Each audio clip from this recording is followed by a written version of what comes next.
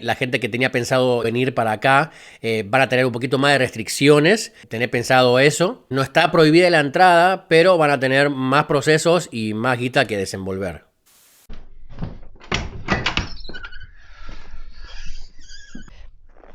Buenas, 1 de febrero, y como leíste en el título, así es, se complica la entrada a Canadá. A lo mejor ya lo viste en otro lado, pero bueno, te voy a hacer un resumen de las nuevas normas que impuso Canadá para entrar y salir del país. Pero bueno, vamos adentro y nos ponemos cómodos que te explico. Ahí está, ahora sí. Más tranquilos en casita. Ya sabes que cuando aparezco yo acá sentado con el mate y el micrófono es porque tengo que decirte algo en serio, que me prestes atención. Porque a lo mejor te puede interesar, a lo mejor te puede servir si estás con la idea de venir a Canadá. Así que bienvenidos al blog número 82, que va a ser un poquito más informativo.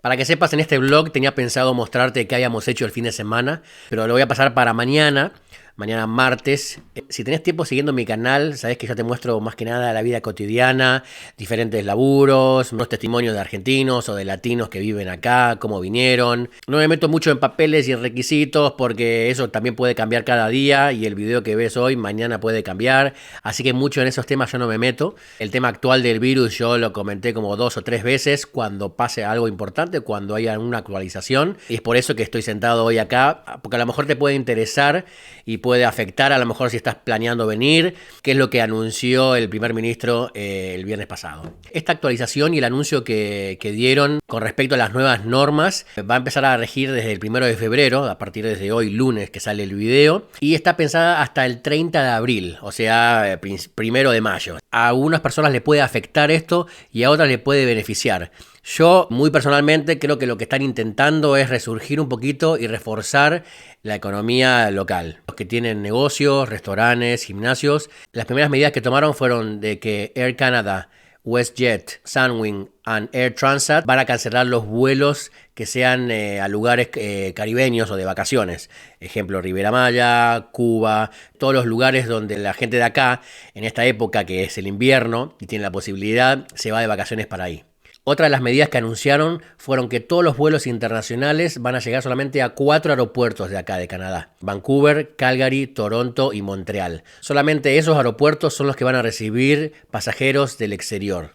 Una vez que los viajeros internacionales lleguen al país, tienen que demostrar el test negativo que se hicieron antes de salir de su país y tienen que realizarse otro test acá llegando a Canadá. Esos resultados van a estar en 3 días y esos 3 días tienen que quedarse en hoteles designados por el gobierno, que está como un mínimo de $2.000 más o menos los gastos que van a tener que realizar.